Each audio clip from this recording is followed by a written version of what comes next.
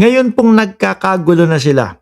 Yung mga witness ng ombudsman po versus dito kay kay Congressman Martin Romualdez. Sa tingin niyo po ba may kapupuntahan pa yung ikinaso o kakaso ng ombudsman dito po kay Congressman Martin Romualdez? Tingin ko wala na po, ang gulo na. No? Yung dati na mga yung dati po na nagsabi na si Congressman Martin Romualdez damay dito, dawit dito, siya ang may pakana dito tapos binabawi na nila. Sa papuya, wala na silbio. Kaya ang siyempre, hindi mo masisisi si Martin Romualdez na sabihin na dapat ibasura nyo na yan. Hindi nyo na ako ini-stress. Alam nyo po mga kababayan, simula nang pumutok yung mga issue na itong mga ito, ng mga gawa-gawa ng mga DDS, hanggang ngayon naman po, wala silang naipapakitang ebidensya. At ang tanging, no, pinanghahawakan nila versus dito kay Ombudsman Martin Romualdez, dito kay Congressman Martin Romualdez ay yung 18 Marites na 1/4 po nun ay wala na, nag-recant na, bumaliktad na po. Ngayon, labo-labo na sila.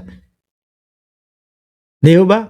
Orly Gutesa, isa din doon sa nagpangalan kay Congressman Martin Romualdez, bumaliktad na din po, mga kababayan. O paano yun? Ano sa tingin ninyo dapat ang gawin ng ombudsman? I-junk yung complaint na hinahawakan nila. Dahil yung mga witness at yung tumatayo na mga tetestigo versus kay Romualdez, mga nagsibaliktaran na po at umamin na napangakuan lang sila ng pera para sirain si Martin Romualdez. Sabi dito, Manila, Philippines, Leyte, 1st District Representative, former Speaker Martin Romualdez said the plunder, graft, and other criminal complaints over his alleged link to the multi-billion peso flood control scandal should be dismissed following the recantation of Saldico's former security Orly Gutesa. Doon pa lang po dapat sa 14, wala na. Tsaka po mga kababayan, kung mapapansin nyo po, kung ako, nakita ko, napanood ko doon sa mga press conference, sa mga interview, yung mga pagsisinungaling nitong 18 Marites po, mga bossing. Natunghayan po natin yan, mga kababayan, di ba? Doon sa 18 Marites, 8 yata o hanggang 10, yung nila, yung pagsisinungaling po. Ngayon, kung ako, mga kababayan, sasayangin nyo lang ang oras namin. Aaksayahin nyo lang yung oras namin. Alam naman namin, sinungaling kayo. Isa sa nakikita ko po, hindi ko binabanatan si Ombudsman Boying Remulla. Isa sa nakikita ko, kung bakit naging ganito ang desisyon ng Ombudsman po, mga boss Chief Amoser. Kumbaga yung nakukulitan sa mga DDS, nakukulitan dito sa mga kampo ni Duterte.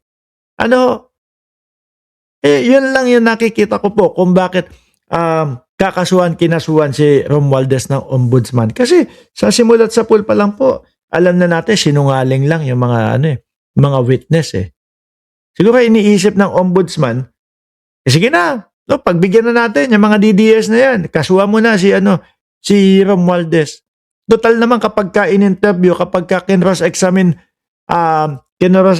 naman itong mga testigo, mahuhuli naman malalaman na nagsisinungaling sila doon. Mababasura din, no? Yun yung nakikita ko, mga kababayan. Kasi bilang sa mga interview at mga press conference lang ho nila, kita na yung pagsisinungaling. Bakit pag-aaksaya mo pa ng panahon iyan? Di po ba? Bakit mo pa pag-aaksaya ng panahon iyang mga iyan kung nagsisinungaling? Ano mahihita natin dan? Mauubos lang perang pondo. Gagastos lang tayo dyan sa mga kaso-kaso. Di po ba? Siguro. Kaya, ako nga, mga bossing, versus Martin Romualdez na hanggang ngayon po, wala tayong nakikita na mga wala tayong nakikita ho na ebidensya versus sa kanya.